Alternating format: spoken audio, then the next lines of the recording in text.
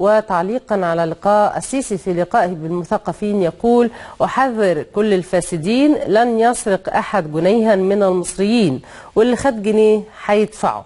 ويؤكد: مستعد في أي لحظة أن أترك الحكم. وصلاح العزب يقول: الرئيس قال حسني مبارك منه لله، هو اللي خرب البلد. وإلى التفاصيل، أكد رئيس الجمهورية عبد الفتاح السيسي أنه لا يبحث عن ما أسماه بنظام السيسي، ولكنه يبحث عن النظام الذي يحافظ على الدولة المصرية عبر مؤسساتها حتى لا تقع في الهوية التي سقطت فيها الدول المجاورة. وقال رئيس الجمهورية عبد الفتاح السيسي خلال لقائه بالمثقفين والمبدعين أمس: أقسم بالله لو كان تركي للحكم لمصلحة مصر فسأتركه فورا، ولكن لو سقطت مصر ستدخل المنطقة في حروب لمدة 50 عاما.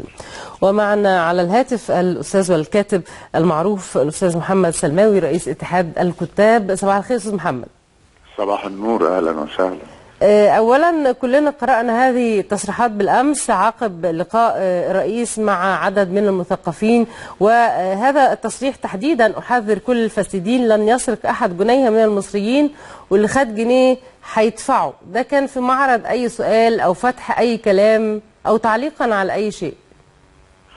لا، شوفي، هو الاجتماع تعرض لكل القضايا المطروحة على الساحة، من الوضع في سيناء إلى المشكلة الاقتصادية إلى العلاقة مع الشباب إلى دور الثقافة.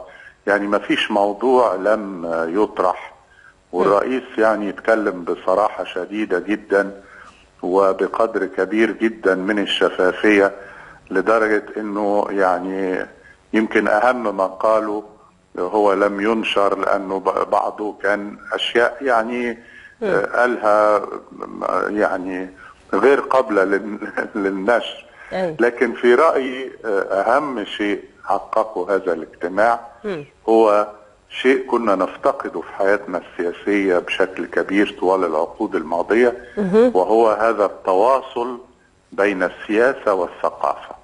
مفيش سياسة بتنعزل عن المثقفين، ولا في ثقافة تنعزل تماما عن السياسة وعن الوضع القائم.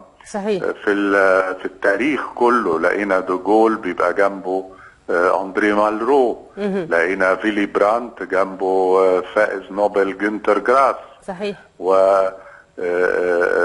النهارده عندنا في مصر رئيس جمهورية بيسعى إلى المثقفين وبيدعوهم وبيستمع إليهم. يعني هو بدأ كل الكلام اللي نشر على لسانه ده يمكن ده كان ربع الاجتماع، إنما 3/4 الاجتماع هو يستمع إلى آراء وأفكار المثقفين ويناقشهم فيها. وهذا هو ما قاله في بداية الاجتماع. قال: أنا مش جاي أقول كلام، أنا جاي عايز أسمعكم. طيب أستاذ محمد، عفوا على المقاطعة، برضو من ضمن التصريحات، لأن احنا كصحفيين وبنقرأ طبعا على المشاهدين وعلى المواطنين التصريحات اللي بتنقلها الصحف والتصريحات اللي تم تداولها من امبارح لغاية النهاردة، كلها في إطار يعني الربع اللي حضرتك بتقول عليه، اللي منه إنه الرئيس أيضا بيقول في حواره مع حضراتكم أنه لا يبحث عن ما أسماه بنظام السيسي. هل ده كان رد على كلام الأستاذ هيكل اللي طالب فيه الرئيس السيسي بالثورة على نظام مبارك؟ لا، كل ما قاله الرئيس في الاجتماع كان استجابة لاستفسارات طرحت عليه في الجلسة نفسها. ما كانش بيرد على ناس بره او غير موجودين. انا عارفه، لكن اقصد لما يصرح انه بيقول انه لا يبحث عن ما او لا ابحث عن ما اسميه نظام السيسي. الجمله دي كانت ردا على ايه؟ لا، ردا على استفسار. كنا بنتكلم على الانتخابات القادمه، وهل ندخل هل الوضع النظام السياسي الحالي يدخل الانتخابات بلا حزب وبلا، يعني كان في اطار تاني خالص، مش رد على هيكل او غيره. تمام. يعني الحقيقه كان الرئيس السيسي حاطط امامه هؤلاء المثقفين، بيستمع اليهم، بيناقشهم، وزي ما قلت لحضرتك بصراحه شديده جدا. ونتج عن هذا بقى اهم ما، لان يعني لازم نتذكر انه ده مش مؤتمر صحفي. ايوه طبعا. وللاسف الصحافه والاعلام تعاملوا معاه على انه مؤتمر صحفي. الرئيس قال ايه؟ ايه القرارات الجديده؟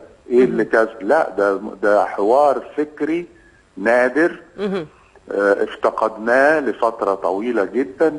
واهم ما نتج عنه رغم كل التصريحات المهمه اللي صرح بيها الرئيس، أيوة. اهم ما نتج عنه هو انه المثقفين شافوا امامهم لاول مره رؤيه شامله ومتكامله لمستقبل مصر.